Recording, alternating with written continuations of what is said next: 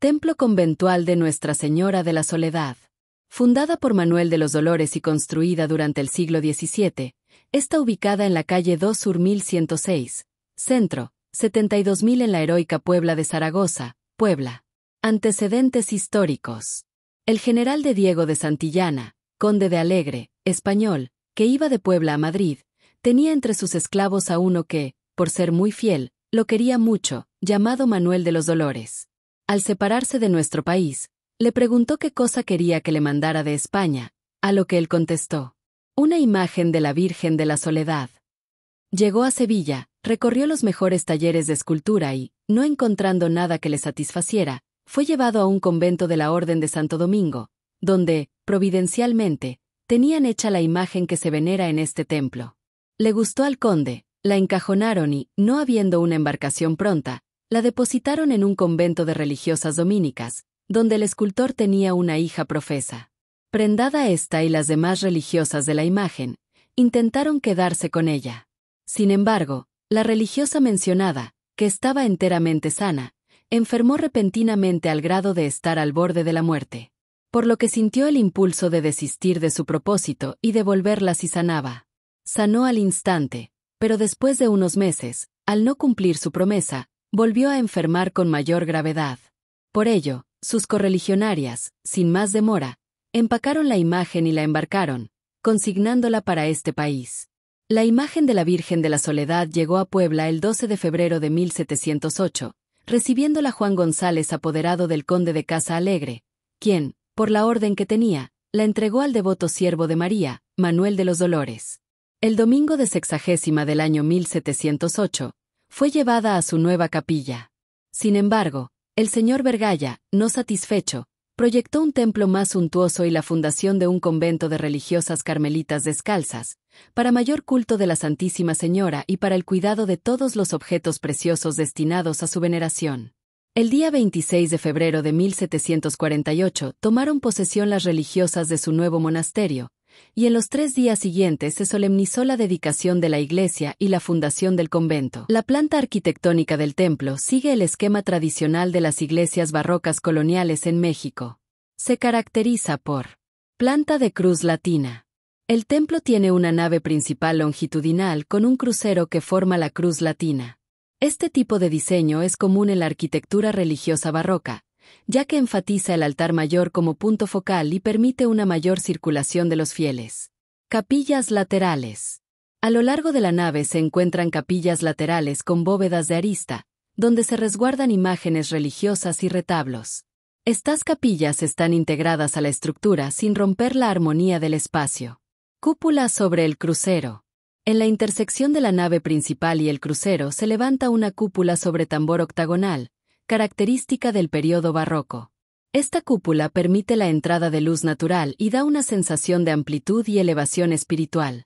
Presbiterio y ábside. El altar mayor se encuentra en el presbiterio, elevado unos escalones sobre la nave. El ábside semicircular o poligonal remata el fondo del templo, enfatizando la jerarquía espacial hacia la zona más sagrada. Acceso. El acceso principal es mediante un pórtico monumental, con una portada barroca decorada con relieves y esculturas. Descripción arquitectónica del exterior. El templo presenta una fachada de cantera dividida en 2 cuerpos con 5 calles y un remate. La fachada principal, en cantera gris, incluye símbolos de la Pasión de Cristo, como el divino rostro sobre la puerta y medallones con la escalera, la vinajera, los clavos y el martillo. Cuenta con un atrio en forma de L alargada. El primer cuerpo alberga el acceso principal con un arco mistilíneo decorado con un relieve de la Santa Paz. En las enjutas aparecen ángeles en bajorrelieve, mientras que el arco tiene intrados almohadillado y se apoya en pilastras entableradas. A sus lados, 2 pares de columnas estriadas flanquean nichos con esculturas. En el centro de la fachada se encuentra un tablero de piedra de villerías con la imagen de la Virgen María como toda pulcra, rodeada de advocaciones de la letanía lauretana, incluyendo: arriba, el sol de justicia y el espejo de justicia. Izquierda, la puerta del cielo y la fuente, símbolo de la Madre de la Divina Gracia. Derecha, la torre de marfil y la casa de oro. A la derecha de la portada se alza una torre reforzada con un contrafuerte. Su basamento tiene troneras y está coronado por una cornisa con dentículos. La fachada lateral, de estilo retablo, se divide en 3 cuerpos. El primer cuerpo cuenta con una portada de cantera con pilastras pareadas y un arco de medio punto. Un entablamento separa el segundo cuerpo, que exhibe una ornamentación de argamasa con la Virgen de la Soledad, flanqueada por ángeles y pilastras salomónicas con capiteles jónicos. El tercer cuerpo sigue el mismo esquema, destacando una ventana enmarcada por columnas salomónicas y un frontón roto con un nicho central. La actual sacristía fue la antigua ermita de la Soledad y quedó como anexo del templo. Su fachada tiene 2 cuerpos, el primero, con un acceso en arco de medio punto y una cornisa denticulada, el segundo, con una ventana vertical enmarcada por molduras y protegida con herrería de forja. La fachada culmina con un nicho con una imagen de cantera y un barandal balaustrado. La sacristía comunica con la nave y presenta una bóveda de arista. Su interior está decorado con retablos dorados, imágenes de santos y escenas de la vida de la Virgen, interrumpidos en el lado sur por un nicho. Se destaca la cúpula revestida de azulejos blancos y negros y la torre de 2 cuerpos. En los lados del cubo octagonal de la cúpula se leen fragmentos del Salmo 117. Esta, la piedra que desecharon los edificadores, ha sido puesta por cabeza del ángulo. Por el Señor ha sido hecho esto, y es cosa maravillosa en nuestros ojos. Descripción del interior. En la iconografía, se aprecian esculturas de ángeles y figuras alegóricas sobre pedestales que refuerzan la idea de ascensión espiritual. La cartela central con rayos dorados enfatiza el simbolismo divino. Bóveda y cubierta. Bajo la cúpula, una bóveda con arcos moldurados facilita la transición entre el tambor y la nave. Las bóvedas de arista a lo largo de la nave incluyen casetones decorativos con motivos florales en relieve y detalles dorados. Los puntos de cruce están marcados por medallones ornamentales dorados, mientras que lámparas colgantes de cristal resaltan la altura del espacio. Elementos arquitectónicos. Arcos de medio punto. Aportan solidez y continuidad espacial. Pilastras corintias. Dividen los muros y enmarcan los retablos laterales. Nichos con esculturas, distribuidos en los muros laterales, albergan imágenes de santos enmarcadas por arcos decorativos. Tribuna y órgano. Sobre la entrada principal se ubica un coro alto con barandilla de hierro forjado. Detrás del coro, un órgano monumental, además de su valor musical, contribuye a la acústica del templo y se integra armónicamente con la estructura. El altar mayor y su transformación neoclásica. El altar mayor fue modificado en estilo neoclásico por el artista poblano José Manso y Jaramillo alrededor de 1845. El boceto de esta reforma se conserva en el Museo Regional Casa del Alfeñique.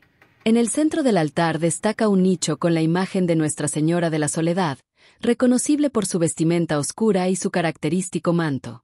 A sus costados, esculturas de San Juan y Santa María Magdalena refuerzan la narrativa del sufrimiento y la devoción cristiana.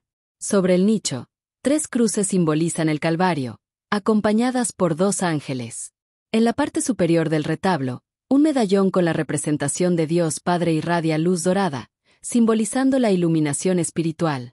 Un grupo de querubines y ángeles refuerza la idea de la corte celestial con posturas dinámicas que guían la mirada hacia la imagen central. Flanqueando la escena, 2 estatuas de santos o evangelistas se erigen en nichos elevados, colocadas sobre columnas corintias estriadas que aportan verticalidad y magnificencia. El altar, en la parte baja del retablo, está decorado con motivos vegetales, florales y símbolos cristianos como el monograma IHS, Jesús Hombre Salvador. A su alrededor, murales en los laterales superiores representan escenas bíblicas o episodios clave de la vida de Cristo y los santos, funcionando como una Biblia ilustrada para los fieles en épocas de baja alfabetización. Un dato interesante es que, en la pared lateral del altar, se construyó una tribuna donde una religiosa carmelita descalza acompañaba permanentemente la imagen de la Virgen, asegurando que nunca estuviera sola. Retablos y simbolismo del dorado. El dorado en los retablos simboliza la divinidad y la luz celestial, resaltando la importancia del altar como espacio sagrado. En el transepto se conservan retablos dorados de 1733, que cubren completamente los muros e integran tanto pintura como escultura. El retablo del lado izquierdo del crucero está dedicado al Sagrado Corazón de Jesús. Sus pinturas representan a los 12 apóstoles y a la Virgen María, obras del pintor Nicolás Rodríguez Juárez, activo entre la segunda mitad del siglo XVII y la primera del XVIII. Su firma es visible en la pintura de San Pedro, ubicada en el lado izquierdo del retablo. El retablo del lado derecho del crucero está dedicado a San José, patrono de la Orden del Carmelo, cuya devoción fue promovida por Santa Teresa de Jesús. En el nicho central se encuentra una escultura estofada de San José, quien sostiene la vara florida en una mano y al niño Jesús en la otra, acompañado por San Joaquín y Santa Ana, padres de la Virgen María. Las pinturas narran episodios de su vida y su papel como Padre de Cristo. En el espacio correspondiente al coro bajo se encuentran 2 pinturas de gran formato realizadas por Pablo José de Talavera. Estos lienzos representan hechos históricos relacionados con la fundación del convento carmelitano. La pintura del lado de la epístola representa la emisión de la bula y cédula real de fundación del monasterio de Nuestra Señora de la Soledad y San José de Puebla. La escena muestra simbólicamente al Papa otorgando la licencia eclesiástica a don Juan Francisco de Vergalla y al obispo Benito Crespo, impulsores del proyecto. En la otra escena, el rey Fernando VI entrega la autorización real a don Antonio de Nogales, eclesiástico de la Catedral de Puebla, quien a su vez la presenta al obispo angelopolitano Pantaleón Álvarez de Abreu. El lienzo del lado del Evangelio representa la procesión de fundación del monasterio de Nuestra Señora de la Soledad y San José de Puebla. Esta pintura, considerada un documento pictórico, retrata la solemne procesión de fundación del convento. En primer plano se observa a las monjas fundadoras siguiendo la imagen de la Virgen de la Soledad bajo palio, acompañadas por el obispo Pantaleón Álvarez de Abreu, don Antonio Nogales Dávila y los miembros del cabildo eclesiástico. La procesión avanza hacia el nuevo monasterio, cuya fachada se aprecia en la esquina superior derecha de la pintura, coincidiendo con la de la actual iglesia. Templo conventual de San Jerónimo. El Templo de San Jerónimo fue fundado en 1586 por el padre Hernando Jerónimo de Santander. Se ubica en la calle 4 Sur y avenida 7 Oriente 206, en el centro histórico de Puebla. Antes de su apertura como convento, el edificio funcionó como el Colegio de Niñas Vírgenes de Jesús María, fundado por el capitán Juan García Barranco. Posteriormente, el colegio fue trasladado a otro espacio y se convirtió en el convento de San Jerónimo. En 1597, las primeras 4 religiosas, provenientes del monasterio de San Lorenzo en la Ciudad de México, comenzaron a habitarlo. En 1635, el templo fue dedicado formalmente. Durante el siglo XVIII, el médico Pedro de Horta estudió los casos de monjas que sufrían ataques epilépticos. No tuvo éxito hasta que se realizó una procesión de la Virgen de Guadalupe dentro del convento, tras la cual las monjas fueron curadas milagrosamente. Arquitectura. El templo presenta un estilo barroco herreriano con 3 fases arquitectónicas. Siglo XVI. Construcción inicial con techos artesonados de influencia andalusí. Siglo XVII. Se añadieron bóvedas. Siglo XVIII y XIX. Incorporación de altares y decoraciones neoclásicas. A diferencia de otras iglesias de la época, tiene una sola nave, sin la tradicional planta en cruz. Su arquitectura es sobria, con detalles decorativos característicos de los conventos de monjas. Fachada y accesos. Primer acceso. Consta de 2 cuerpos. En el primer cuerpo, se observan símbolos de San Jerónimo, una calavera, un árbol con cilicio y una cruz. Un arco de medio punto delimita el portón, reforzado por pilastras que rematan en un frontón. En el segundo cuerpo, hay un nicho sin escultura, con una ventana que da al coro, flanqueado por columnas toscanas y jónicas. Segundo acceso. Similar al primero, pero con otras insignias de San Jerónimo, un libro y su capelo cardenalicio. La parte superior de la fachada presenta una cornisa separada en 5 secciones, con un cuerpo superior rematando la composición. Torre del templo. La torre tiene una planta cuadrangular y consta de 2 cuerpos. Campanario, rodeado por 4 columnas estípites, que enmarcan arcos de medio punto. Campanillo, coronado por un cupulín. Estos elementos reflejan el barroco de la época, combinando ornamentación con solidez arquitectónica. Cúpula. La cúpula es ochavada, de 8 lados, y cuenta con 8 nichos, cada uno con una ventana curvada enmarcada por un arco de medio punto, flanqueado por columnas toscanas. Los vitrales de colores en las ventanas proyectan una luz que embellece el interior del templo y resalta el altar mayor. La cúpula está rematada por un cupulín, que sostiene una cruz latina en su cúspide. Interior. El interior del templo destaca por su estilo neoclásico, en contraste con su fachada. Al ingresar, llaman la atención la magnitud de los coros y la riqueza decorativa. Destaca el abanico del coro alto, finamente ornamentado. Las celosías de hierro que separan los coros alto y bajo son originales de la época. También se conserva una pintura al óleo en la parte superior, que representa a las monjas fundadoras. En el altar, se encuentra la imagen de San Jerónimo, acompañado por sus discípulas, Santa Paula y Santa Eustoquia. A cada lado del altar hay una tribuna enrejada, desde donde las monjas y las niñas del colegio escuchaban la misa. Dato curioso. En el siglo XVIII, el médico Pedro de Horta fue comisionado para estudiar los ataques epilépticos que afectaban a varias monjas del convento.